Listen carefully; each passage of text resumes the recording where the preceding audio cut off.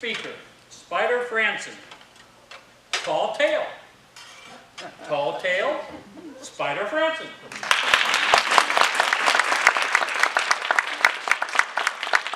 Fellow Toastmasters, honored guests, maybe it's because I have a time machine.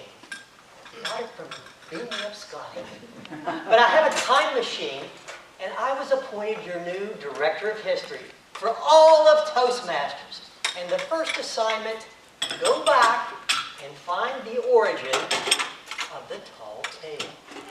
So I hopped in my time machine. Time machine, take me back to the origin of the tall tale. Ugh. I stepped out. It's like a lush forest, lots of big plants.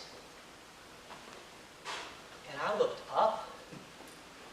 And I looked up, and I looked up, and I said, oh my, that's a tall tale. I was looking at a Titanosaurus, the largest dinosaur ever.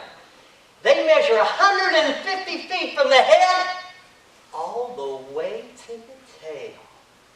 And I'm a straight shooter, and most Toastmasters believe what I say, but they're not going to believe that I saw a dinosaur. So I needed proof, and over there it was, a nest full of eggs. I'm bringing one back to you. So I took off running to the nest, and I heard a thundering noise behind me. And I was thinking, is this the martial thundering herd? No!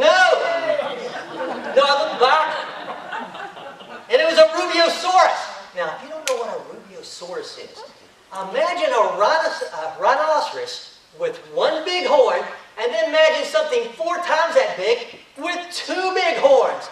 And it was determined to get me. I was running, and right before it got me, you know, I didn't get the nickname Spyder the Rider in my rodeo days if I couldn't handle a bull. Right when it was ready to gore me, I did my Spyder flip. I grabbed the horn, flipped over, and landed, and I'm right there riding both of those horns. And it's bellowing and bucking, and I am steering it right for that nest of eggs.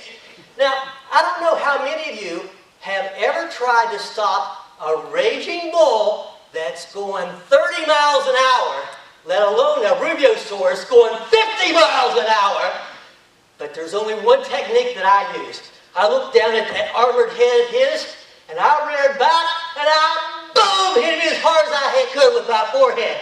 He hit the ground, I rolled, and rolled right up to that nest of eggs.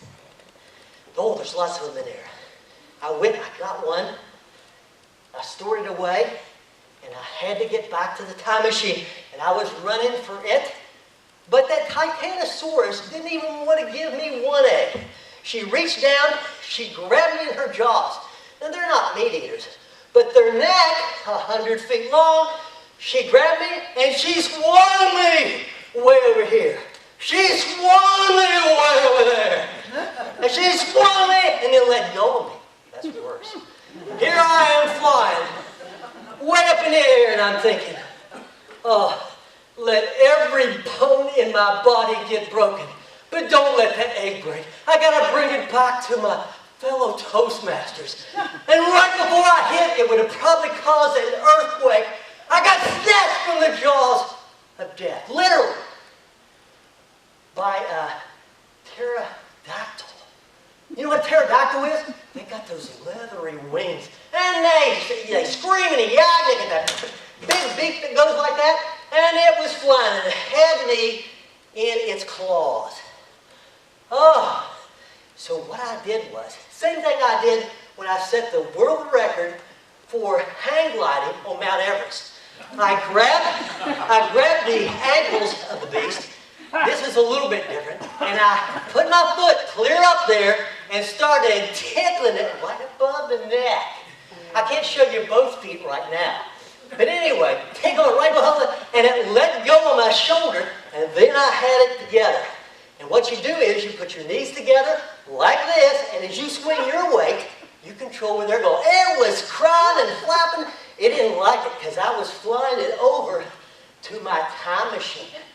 And finally, right before I got over there, it got kind of desperate. It was tired. It started taking its beak and trying to snap at me. Trying to snap at me. Trying to snap at me. And finally, it done a big lunge. It took its beak and snapped right where my knees were. But I tricked it. Right as it was snapping at my knees, I jerked my legs apart. And it snapped right between my legs.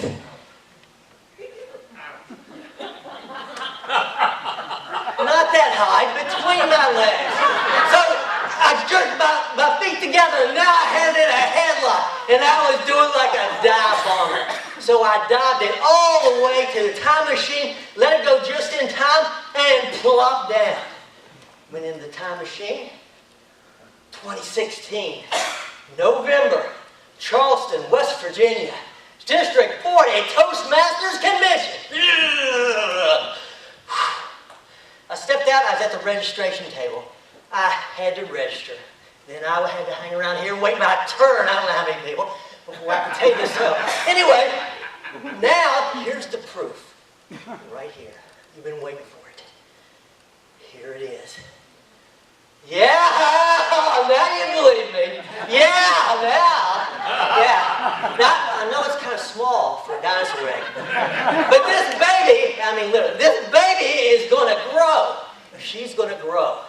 And next year, at the convention, she will be so big, I will have to put my arms around her and ride her to the convention. And when I do, all you Toastmasters on my right, you will be looking up. All you Toastmasters on my left, you will be looking up. And all you Toastmasters in the back will all be looking up and say, oh my, that's a